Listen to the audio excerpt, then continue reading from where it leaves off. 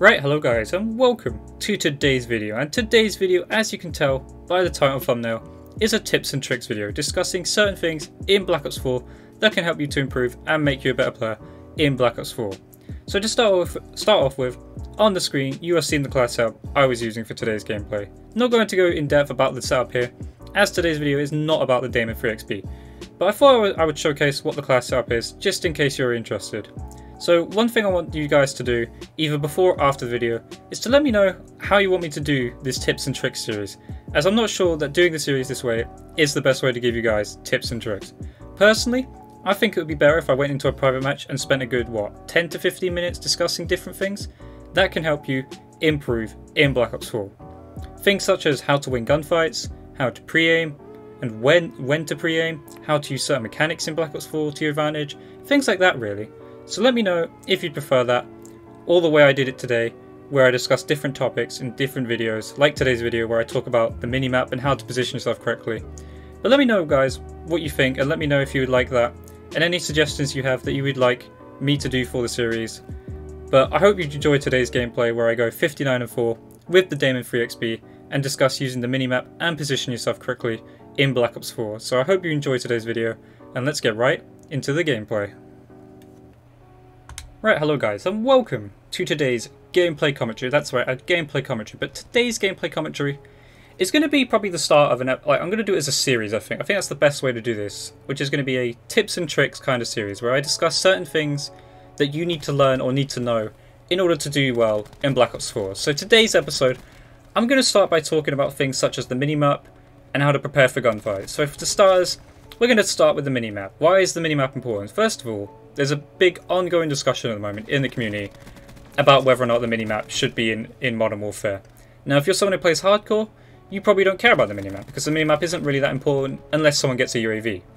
But most people will tell you, or a lot of people will tell you, the minimap is important because you can see, the red dots on the minimap and where enemies are firing. Now, I'm going to tell you guys why that is wrong and now why that is a big mistake.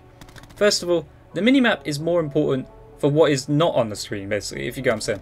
The red dots don't mean much, to be honest. They're helpful because when someone's shooting near you, you might be able to go after them and see where they are on the minimap. But ultimately, it's not that important because, again, when an enemy shoots, if you've got a decent headset, or even if you have your TV or monitor sound on, you should be able to hear someone shooting next to you, sort of thing. But what is the most important information on the minimap? First of all, the most important information on the minimap is obviously the outlines of the buildings and where you can and where you can't go.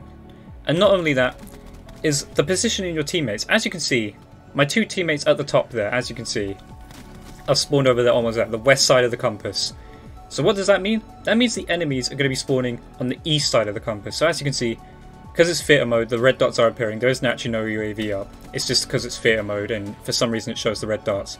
So currently I've pulled out my scythe. And I've pulled out my scythe because I know the enemies are spawning here. And I want to have a weapon that can deal with this. Because again, there's only me and one other teammate here. Now my other teammates are coming to back me up. So whilst they're doing that, I'm still using the scythe. Again, this is quite overpowered, it's quite broken. There's not much I can really discuss about the scythe because, again, it is just really overpowered and kind of needs to be nerfed. But the minimap is important for many reasons. Now, as you can see, my teammate gets taken out, but I'm still patrolling. Now, notice that? I had a teammate just spawn east there. So what does that mean? I've now turned around. And why have I turned around? Because the enemy team will be spawning the opposite side of the map. And one thing guys have got to do is try and take little glances at the minimap every so often. And not only that, you got to pay attention to what you're doing on the screen and pay attention to the minimap. And some of you are thinking, well, I can't watch both things at once. You're right, you can't watch both things at once. So what you got to do is take little glances at the minimap every so often and use that information. Use the information of where your teammates are on the minimap. Because as you can see, we've got a teammate behind this guy here who I'm trying to kill. Didn't kill him, unfortunately, but as you can see, my team are all around me. So why have I turned the other way? Because my team are on the other half of the map. One thing you should do is try and split the map into two halves. One side of the map, one other side of the map. Because basically, TDM is pretty simple game mode. One team should spawn the other side. One team should spawn, the opposite end of the other team. Now, another thing there, that was a pretty useful mechanic called the shot punch.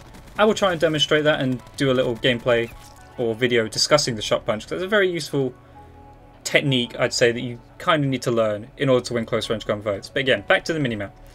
Again, you can see when people are shooting the red dot, and not only that, in this game you do have Fog of War. I'm not going to discuss Fog of War too much because, again, Modern Warfare is coming out soon, So some of you guys might come back to this video before Modern Warfare comes out, and here's a mistake that I made. Talking about positioning and being ready for gunfights, I knew the enemy team was spawning there, and as you can see I shook my screen a little bit because I'm annoyed with myself there.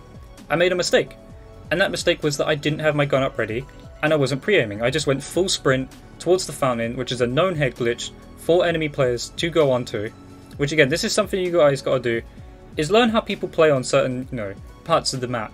That's another thing where you've got to play the game. You've kind of just got to play the game and learn how, where the enemy team goes, what are the most common spots, and where people like to position themselves. That's one thing when it comes to positioning. To be able to pre-aim certain spots, you need to know the positioning of enemy teams. So for instance here, I'm pre-aiming this window. Why? Because what happens is, how many people do that? Now I don't kill them unfortunately, but how many times do you see enemy players just stick their head up for, close to the window? Quite a lot of times. So what I do is, I pre-aim there, I get my gun sight up. Now I didn't even see that guy, but he was down low. Teammate picks him up anyway. Now what am I doing? I'm constantly pre-aiming where I think they're going to be. Now that there, did I know he was there? Yes. But why did I know he was there? Because of my headset. Sometimes sound is a key thing in this game, and sometimes you got to listen for little sounds. There are little sounds that you can hear that often give away an enemy's position. For instance, when a Crash player puts down their ammo pack, you can hear that.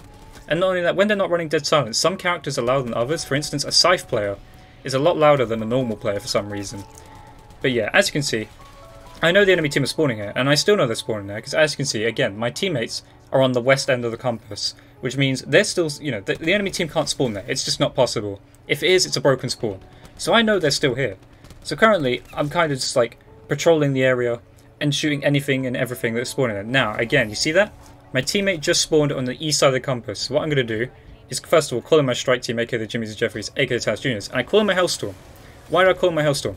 I know that they're just spawning up, and they're all outside, making the Hellstorm the best possible chance to even pick up a kill with the Hellstorm there. If I wait too long, again, they're going to do what that guy's doing, which is sit in that building and camp. And again, that's another thing.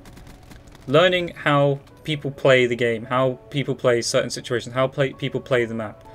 And it depends on what you're going up against. You can kind of determine who is a casual player and who is not a casual player. But as you can see at the moment, a lot of people on this map tend to camp in that building on Seaside.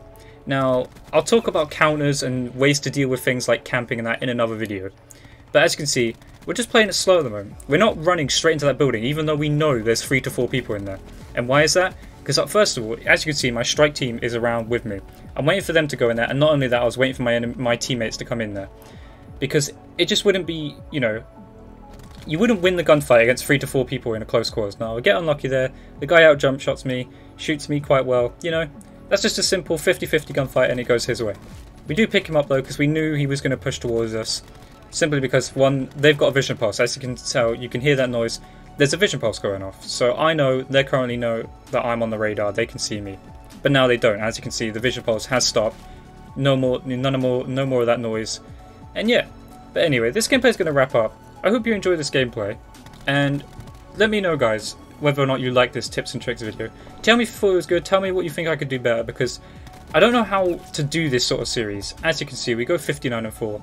Not a super insane gameplay, but a pretty decent gameplay with the Damon 3 XP. But yeah, let me know, guys, if you think that was a good video, if you like that tips and tricks. And tell me, because I think the better way to do this would be to go into a private match and explain different things such as head glitching, how to pre-aim, how to abuse certain mechanics in the games, how to use certain specialists, what classes you should be using on certain maps. All these different things I feel like would be better in a private match than just explaining it from a gameplay. But let me know, guys. Tell me what your thoughts and opinions are in the comment section below. And yeah, I hope you enjoyed today's video. Leave a comment, leave a like, subscribe notifications on. I'll catch you guys in the next video. Goodbye!